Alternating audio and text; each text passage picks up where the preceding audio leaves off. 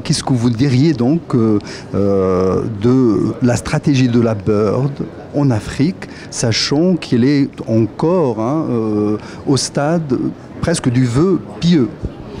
Je ne dirais pas que c'est un vœu pieux, c'est une décision de principe. Donc il y a, les actionnaires de la BIRD sont convaincus que la BIRD apporterait quelque chose de nouveau pour le développement des pays africains, notamment en se focalisant sur le secteur privé et la lutte contre le changement climatique. Cependant, on est dans un contexte historique tout à fait particulier, avec cette guerre en Ukraine qui a un effet très important pour la banque, qui nécessite une mobilisation exceptionnelle pour la BIRD, qui est un des acteurs majeurs bancaires internationaux en Ukraine.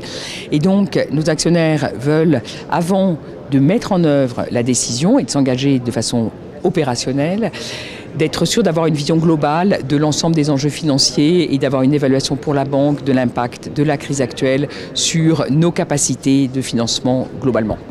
Et donc, vous avez donc pris presque l'engagement d'aller, quand c'est possible, vers l'Afrique. Avec le Maroc, comment ça pourrait se faire ?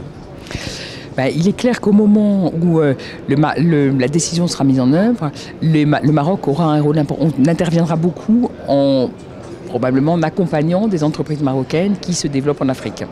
Donc on aura un partenariat avec des entreprises marocaines qui ont une activité en Afrique et qui ont des projets sur le continent africain. On interviendra de façon ponctuelle sur un certain nombre de pays, pas sur tout le continent africain, mais on interviendrait de façon sur un certain nombre de pays ciblés où notre valeur ajoutée serait la plus grande. Donc je peux dire qu'aujourd'hui, dans nos assemblées, il y a eu un pas important, mais il y a encore un peu de chemin à faire. Et la cible, ça sera par exemple au Maroc, l'hydrogène vert en priorité ? On a beaucoup de projets au Maroc pour développer le secteur privé, le agribusiness, mais aussi beaucoup dans le projet, dans le domaine énergétique.